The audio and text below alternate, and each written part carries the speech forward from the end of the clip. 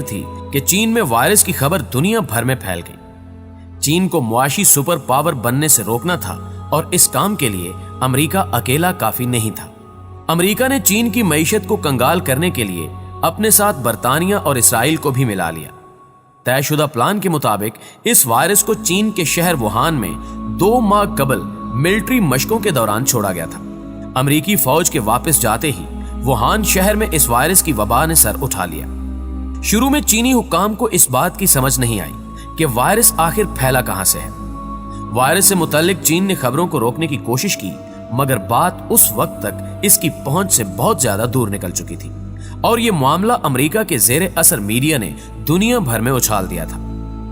امریکہ کا پہلا نشانہ کامیاب ہوا اور وائرس نے چین اور چینیوں کو دنیا بھر میں مشکوک اور اچھوت بنا ڈالا۔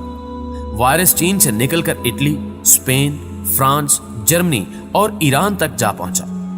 جب ان ممالک میں ہلاکتوں کی خبریں آنا شروع ہوئیں تو امریکہ نے IMF، ورلڈ بینک اور عالمی ادارہ صحت کے سربراہان کو خفیہ پیغامات کے ذریعے ان ممالک کو امداد دینے کے اعلانات کرنے کا کہا۔ برطانیہ نے بھی امداد کا اعلان کر دیا اور امداد کا اعلان سنتے ہی وہ ممالک بھی متاثر ہونا شروع ہو گئے جہاں ایک بھی کیس رجسٹر نہ ہوا۔ برطانیہ کے یورپی یونین سے نکلتے ہی امریکہ نے اس کی طرف ہاتھ بڑھایا اور کہا کہ مل کر دنیا پر حکومت کرتے ہیں۔ برطانیہ سے تعلقات کا اندازہ اس بات سے لگایا جا سکتا ہے کہ امریکہ نے یورپی یونین کے افراد پر بھی امریکہ میں داخلے پر پابندی عائد کر دی ہے، جبکہ برطانیہ سے کہا ہے کہ اس کے شہری امریکہ آ سکتے ہیں۔ دوستو، 2019 کے آخر تک اعداد و شمار کے مطابق چین دنیا کے 124 ممالک کے ساتھ تجارتی طور پر منسلک ہو چکا تھا اور اس کی بنائی ہوئی پروڈکٹس ان 124 ممالک تک پہنچ رہی تھی، جبکہ 2019 کے آخر میں امریکہ کا تجارتی رابطہ صرف 56 ممالک تک محدود تھا۔ امریکہ بلیک فرائیڈے اور سائبر منڈے کے نام پر شاپنگ کی مد میں ایک دن میں $5.8 بلین کما رہا تھا، جبکہ چین صرف ایک دن میں $14.3 بلین مالیت کی اشیاء فروخت کر دیتا تھا، اور چین کی یہی ترقی امریکہ کے پیٹ میں مسلسل مروڑ پیدا کر رہی تھی۔ چین کی راہ روکنے کے لیے امریکہ، برطانیہ اور اسرائیل دنیا کا معاشی سپر پاور بننے کا منصوبہ شروع کر چکے ہیں، اور اس منصوبے کے مطابق پہلے انہوں نے چین کو نشانہ بنایا اور پھر ان ممالک کو ٹارگٹ کیا جن کے چین کے ساتھ بڑے پیمانے پر معاشی تعلقات تھے۔ یورپ کے بڑے ممالک میں چینی مصنوعات نے اپنا اڈا قائم کر لیا تھا۔ نہ صرف یورپ بلکہ مڈل ایسٹ، عرب ممالک اور پاکستان تک چین نے تجارتی رسائی حاصل کر لی تھی۔ یہ ساری صورتحال امریکہ کو کسی صورت قبول نہیں تھی کہ چین معیشت میں اس سے آگے نکلے۔ اب حالات یہ ہیں کہ امریکہ نے ساری دنیا کو امداد کا لالچ دے کر وائرس زدہ بنا ڈالا ہے اور خود آج دعائیہ تقریبات کا دن منانے کا اعلان کر رہا ہے۔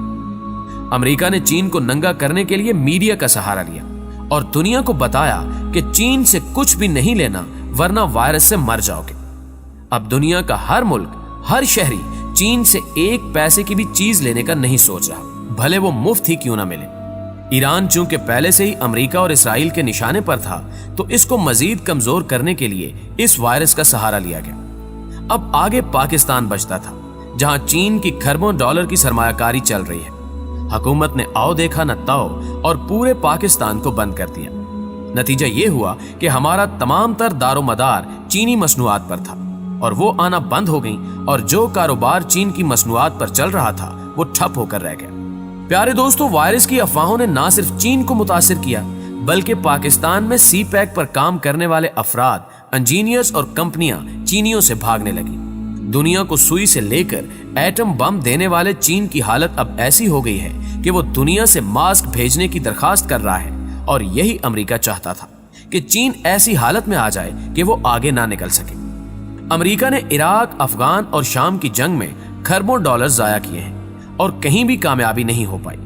لگاتار جنگوں کے بعد امریکہ اس نتیجے پر پہنچا کہ اب ایسی جنگ لڑی جائے جس میں ایک بھی امریکی فوجی نہ مرے اور ہم دنیا پر راج بھی کریں۔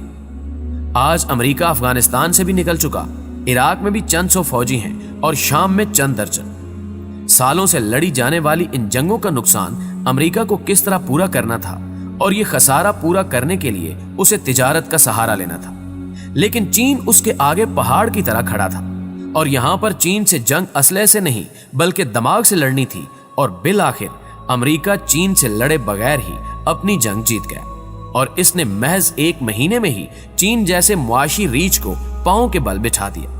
اب منصوبے کے مطابق آنے والے دنوں میں امریکہ